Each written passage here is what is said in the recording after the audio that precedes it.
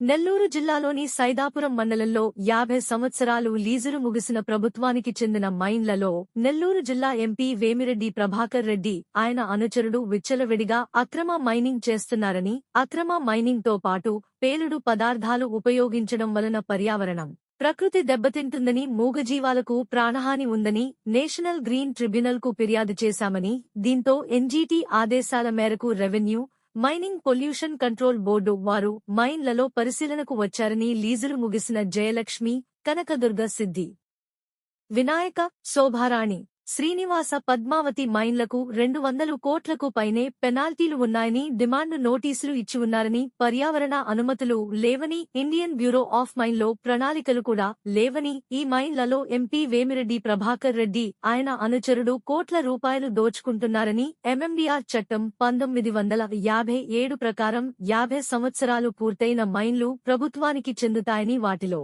Mining చేయడం ఏంటని పొట్టేళ్ల శిరీష తీవ్ర స్థాయిలో విమర్శలు చేశారు.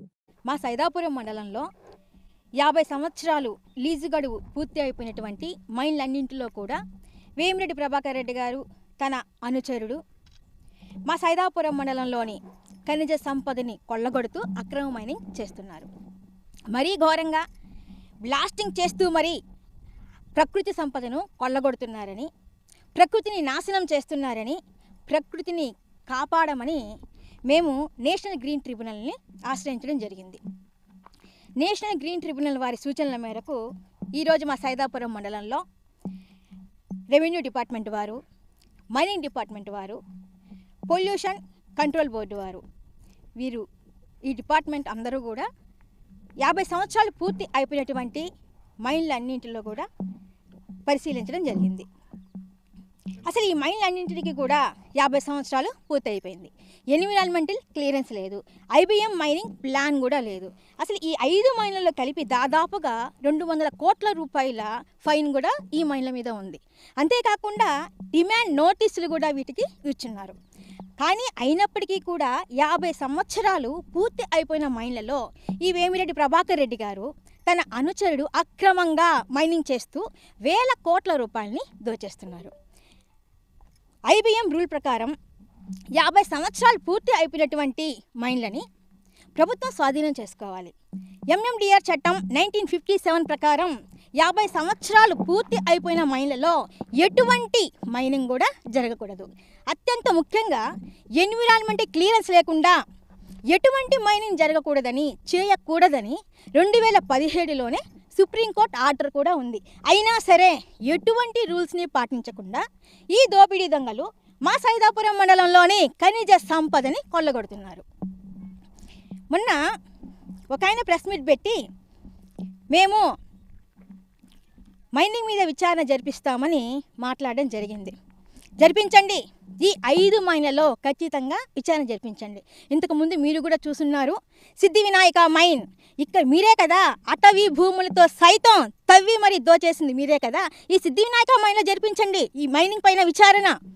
ఇప్పుడు కూడా ఈ సిద్ధి వినాయక మైన్లో మీరందరూ కూడా చూస్తున్నారు, వాటర్ని పంపింగ్ చేస్తున్నారు. 50 సంవత్సరాలు పూర్తి అయిపోయినటువంటి మైన్లలో పంపింగ్ చేయాల్సిన అవసరం ఏముంది? వీరికి అక్రమ మైనింగ్ చేసే ఉద్దేశం లేనప్పుడు అక్కడ వాటర్ పంపింగ్ ఎందుకు జరుగుతున్నట్టు? మీరు మీడియా ముందు ఉత్తర కుమారుడి ప్రగల్భాలు పలకడం కాదు, మీకు చిత్తశుద్ధి ఉంటే ఈ సిద్ధి వినాయక మైన్ మీద విచారణ జరిపించండి.